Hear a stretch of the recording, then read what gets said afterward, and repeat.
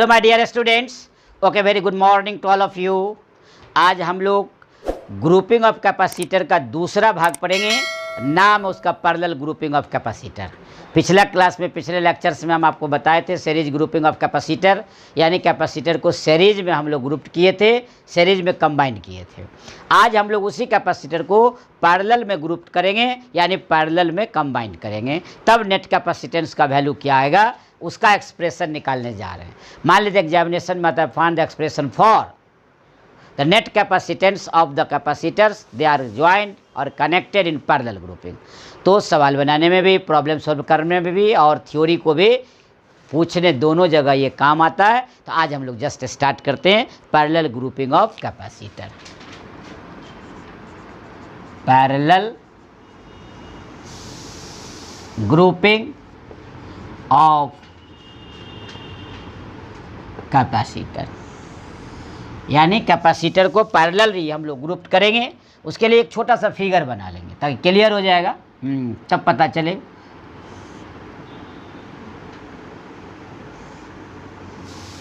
देख लीजिए, यहाँ कैपेसिटर है, यहाँ दूसरा कैपेसिटर और यहाँ तीसरा कैपेसिटर है।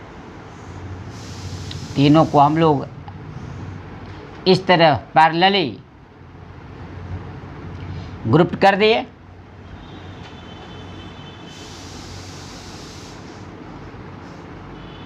Across the constant potential difference भी हो गया। ध्यान से देखा जाए, ये दो ही पॉइंट है, ए और बी, इसी पर तीनों अलग अलग कनेक्ट है। यानी ये कैपेसिटर जो आप देख रहे हैं, ये C1 देख रहे हैं आप, ये कैपेसिटर C2 और ये कैपेसिटर 3, यानी C3 कैपेसिटेंस का लगा हुआ, यानी C1, C2, C3 these are the capacitance of 3 capacitors. इस पर चार्ज हम लोग, याद होगा, अपोजिट चार्ज इस पर फेस पर प्रोड्यूस कर जाएंगे। ये आ जाएगा, यानी इस पर जो आप चार्ज देख रहे हैं, इस पर हम चार्ज Q1 डाले, इस पर हम चार्ज Q2 और इस पर हम चार्ज Q3 डाल दिए। देखिए, आपको क्लियर मैं बता देना चाहता हूँ कि चूँकि C1 कैपेसिटर जो है वो भी लेफ्ट एंड इसका ए पर है, राइट एंड इसका बी पर है। C2 कैपेसिटर वाले का लेफ्ट एंड ए पर है, राइट एंड बी पर है। C3 कैपेसिटर का भी लेफ्ट एंड ए पर है, राइट एंड बी पर है। जब ऐसी स्थिति होती है तो हर कैपेसिटर का चूँकि लेफ्ट एंड एक पॉइंट पर और राइट एंड दूसरे पॉइंट पर है, इसका मतलब सभी कैपेसिटर के लिए दो ही पॉइंट यहाँ काम कर रहा है, एक ए और एक बी, और दोनों के बीच across the potential difference same होगा, यानी भी। यानी C1 कैपेसिटर के लिए भी पोटेंशियल डिफरेंस भी, C2 के लिए भी और C3 के लिए भी। लेकिन डिफरेंट कैपेसिटेंस होने के कारण डिफरेंट अमाउंट ऑफ चार्ज भी इस पर लाई करेगा। इसलिए C1 कैपेसिटर वाले पर चार्ज Q1, C2 वाले पर चार्ज Q2 और C3 पर चार्ज Q3 रखा हुआ है। अब हमको इस तीनों के बदला net capacitance in parallel C निकालना है। देखते हैं उसका एक्सप्रेशन क्या होता है। तो इसको हम लोग आगे बढ़ाते हैं कंसेप्ट को क्लियर करते हुए। Consider 3 capacitor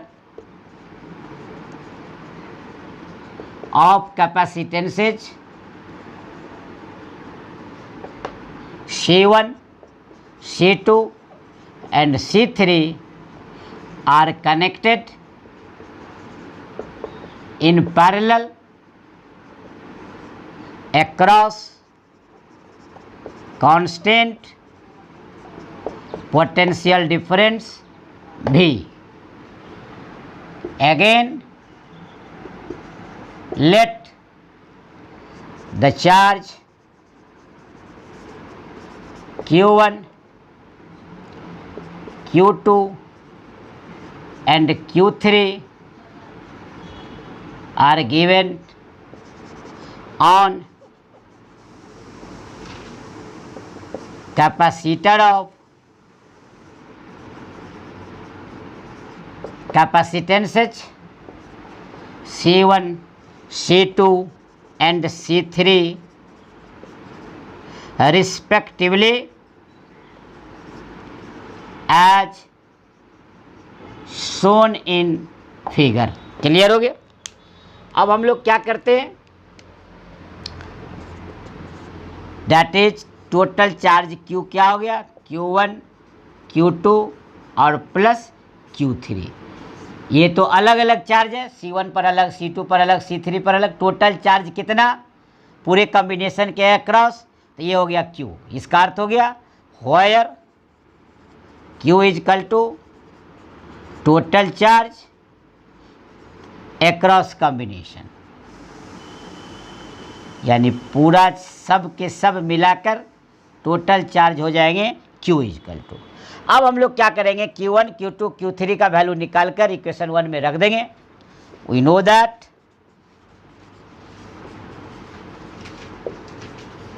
Q is equal to 7। So here Q1 C1 भी, Q2 C2 भी एंड Q3 C3 भी।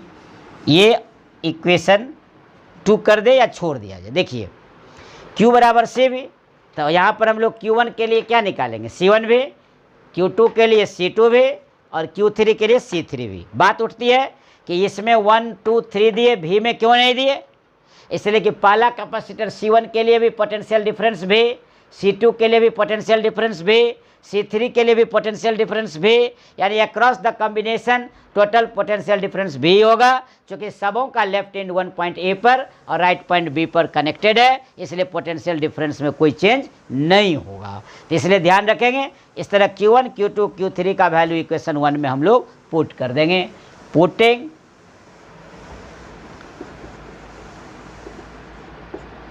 all these values in equation 1 क्या हो जाएगा, Q is equal to Q1 के जगह C1 C2 और C3 और ये हो जाएगा V इक्वेशन 2। ये तो सबका कॉमन हो जाएगा भी, इसलिए इसको बाहर कर दिए।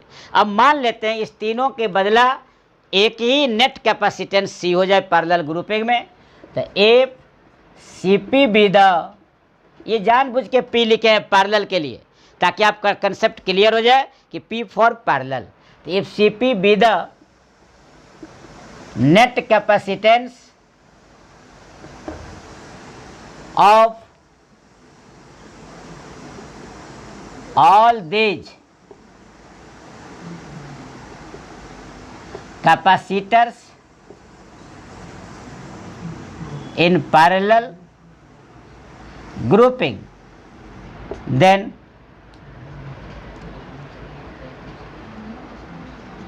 we get Q is equal to CP into V equation 3। तब तो न C1 रहा, न C2 रहा, न C3 रहा, तीनों के बदला अकेला C रहा इन पैरेलल ग्रुपिंग, इसलिए CP लिख दिए और पोटेंशियल डिफरेंस तो भी रहेगा ही। तो ऐसी स्थिति में total charge Q is equal to CV हो जाएगा। अब देखिए 2 और 3 का LHS इक्वल है, बाय कंपेयर करते हैं तो RHS भी क्या होगा, इक्वल होगा। तो बाय कंपेयरिंग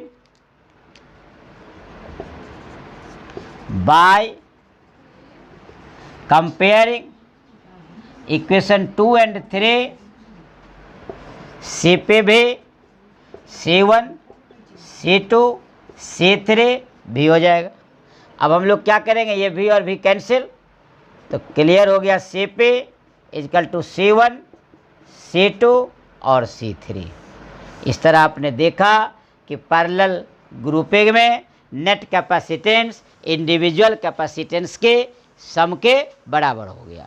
यानी जितना कैपेसिटर रहेगा कनेक्ट पैरेलल ग्रुपिंग में, हर कैपेसिटर के कैपेसिटेंस को क्या करेंगे, इंडिविजुअली हम लोग ऐड कर देंगे।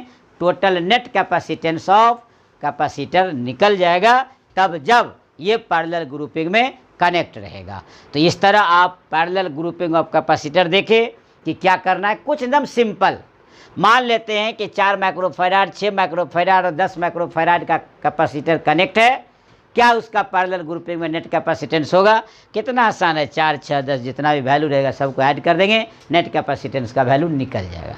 इससे ये क्लियर हो गया कि जब हम लोग पैरेलल ग्रुपिंग में कनेक्ट करेंगे तो वैसी स्थिति में नेट कैपेसिटेंस का मान ईच कैपेसिटेंस के मान से क्या होगा, ज़्यादा होगा। तो यहाँ हम लोग नोट लिख लेते हैं तो क्लियर हो जाएगा। Annotate note,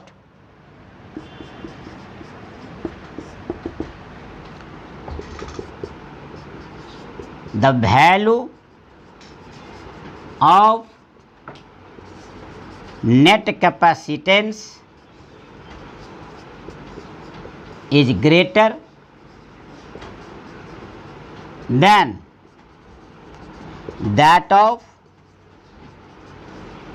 each capacitance।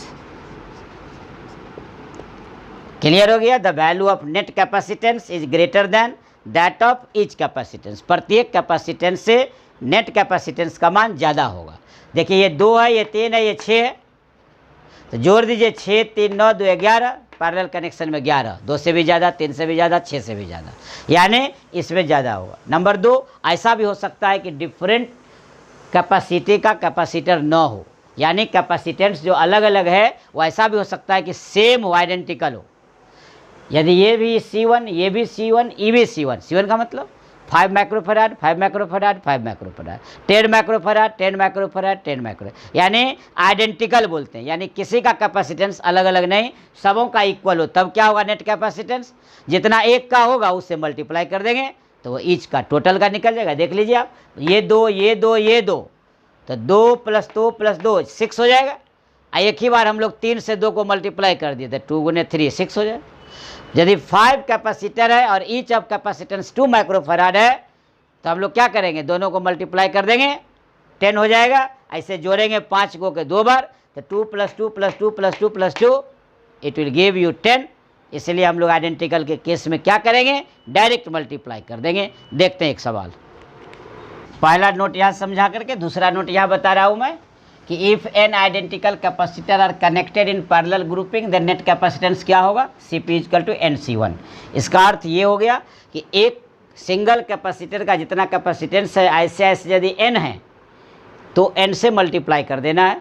याद होगा सीरीज में C1/n किए थे, डिवाइड कर दिए थे, क्योंकि वहाँ रेसिप्रोकल था, और यहाँ पर हम लोग n × C1, यानी यहाँ पर सब इंडिविजुअली इसका अलजेब्राइक सम कर रहे हैं, जोड़ रहे हैं, इसलिए हम लोग यहाँ मल्टीप्लाई कर दिए n × C1। अब देखिए इस पर एक सवाल डाले, क्लियर हो जाएगा। 3 capacitor of capacitance 2, 4 and 6 are connected in parallel grouping, then find its net capacitance. देखिए सॉल्यूशन नंबर पहला, देखिए Cp। नंबर 3 दिए हुए आप 2, 4, 6, तो C1, C2, C3, 2 + 4 + 6 माइक्रोफैराड में है तो नहीं बदलेंगे, चेंज नहीं करेंगे, एक ही जाति में है, सब रहने देंगे। देखिए ऐड करके फाइनल कर दिए तो 12 हो जाएगा, यानी यही आपका आंसर हो गया। कितना आसान है, सस्ता, सुविधा, टिकाऊ है, तो first class cheap and best है, तो हम लोग यूज कर लिए, आराम से बन गया। अब दूसरा नंबर देखिए, सवाल को बनाते हैं आराम से। अब देखिए सेकेंड नंबर क्वेश्चन में है कि 5 कैपेसिटर यदि प्रत्येक का कैपेसिटेंस 6 माइक्रोफैराड है और पैरेलल ग्रुपिंग में जुड़ा हुआ है तब क्या नेट कैपेसिटेंस होगा। यही आपके पास हम दूसरा नोट्स दिए हुए हैं, इसी आधार पर Cp निकल गया n × C1। n मतलब number of capacitor, number of capacitor कितने, 5, तो 5। ईच कैपेसिटर का देखिए यहाँ लिखा हुआ है capacitance of each capacitor C1, और यहाँ ईच ऑफ कैपेसिटेंस है 6 माइक्रोफैराड, तो यानी 6 से मल्टीप्लाई हो गया, यानी इसका मतलब ये हो गया 30 माइक्रोफैराड। तो ये आपका हो गया आंसर। तो इस तरह हम लोग देख लिए कि पैरेलल ग्रुपिंग में कैसे नेट कैपेसिटेंस निकालेंगे। तो इस तरह सीरीज ग्रुपिंग और पैरेलल ग्रुपिंग दोनों 2 अलग लेक्चर में आपने समझा, आराम से दोनों को स्टडी कर लेंगे। हम लोग क्या करेंगे, दोनों पर मिक्स्ड प्रॉब्लम नेक्स्ट लेक्चर में आपको समझाएंगे, तब मजा आएगा कि प्रॉब्लम कैसे कैपेसिटेंस का बनता है। Thank you all, good luck.